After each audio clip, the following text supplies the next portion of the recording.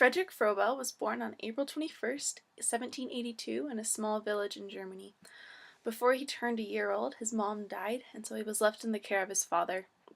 His father, however, did not really take very good care of him, and he was very neglected as a child.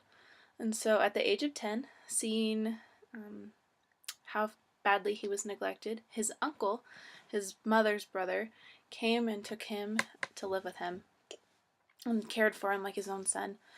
At the age of 14, Froebel became a forester's apprentice. And a forester is someone that's in charge of the forest. They are skilled in planting and mending, managing the trees and other plants in a forest. And so because of this job that he grew to love learning about how things grow. That was something that really interested him. So in his studies, he studied botany and mathematics and among other subjects. And once he started studying these, he realized how much he loved education and decided that he wanted that to be his career. So in order to pursue this career, he walked from Germany to Switzerland to teach at an elementary school for boys. While he was there, he taught them and observed the way that they learned. And after just 2 weeks, he decided that he liked teaching, but wanted to further his education and develop some theories that he had. And so he went back to Germany to further his education. While he was there in Germany, he became very interested in the growth and development of young children. At the time that he started his career, children didn't start school until they were 7 years old.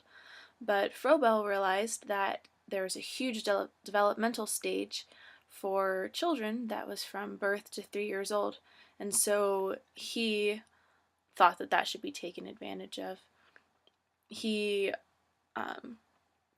He realized that children learn in several different ways, and they all grow at different paces. And when he saw this, he was reminded of his love of learning that he learned as a forester's apprentice, and compared children to flowers, where they need nourishment and sunlight and room, but other than that, they kind of grow on their own and develop as they need to. And he noticed those same traits in children.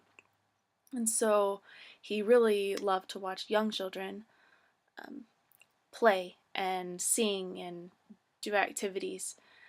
At this time, he realized that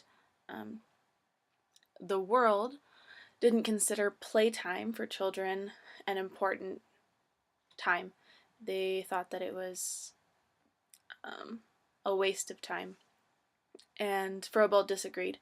So he developed what he called gifts, and they're a series of toys, of educational toys, that build on information learned from each previous toy.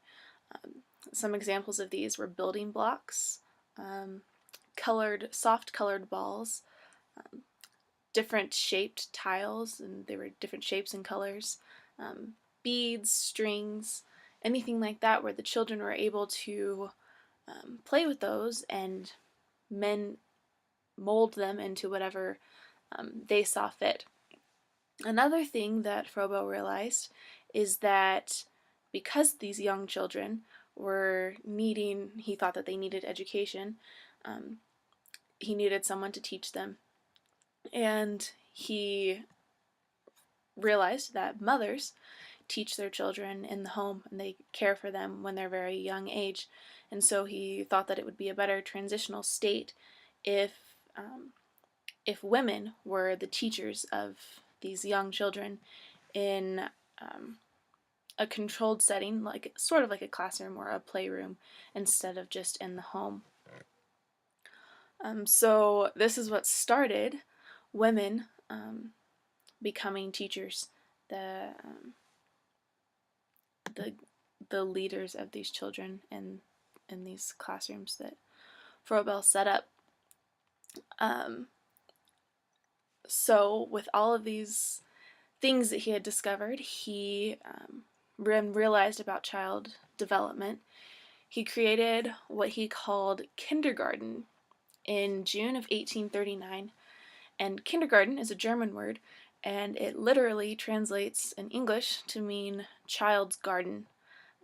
So that goes back to the flower analogy that he said, where it was a place where these children could get the nourishment and space that they needed to develop in the way that was best for them. And today, we think of kindergartners as the children that go to kindergarten. But when Froebel first established his kindergarten, he called kindergartners the teachers. They were the gardeners of the children.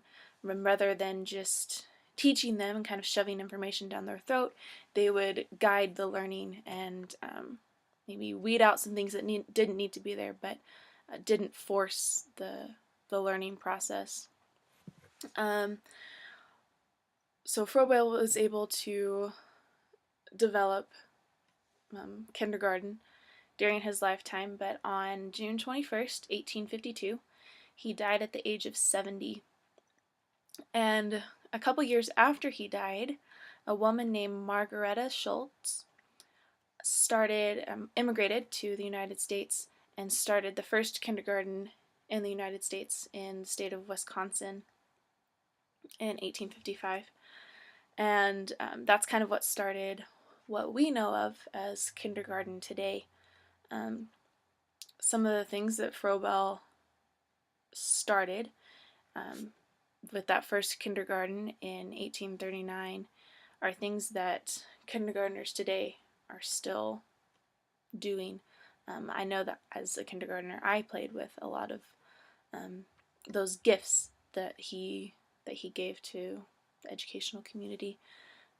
And also, many women now are teachers and pursue a career in teaching, and that was made possible by Friedrich Froebel. And so he really is an educational giant, and the things that he set up are very evident in our lives today.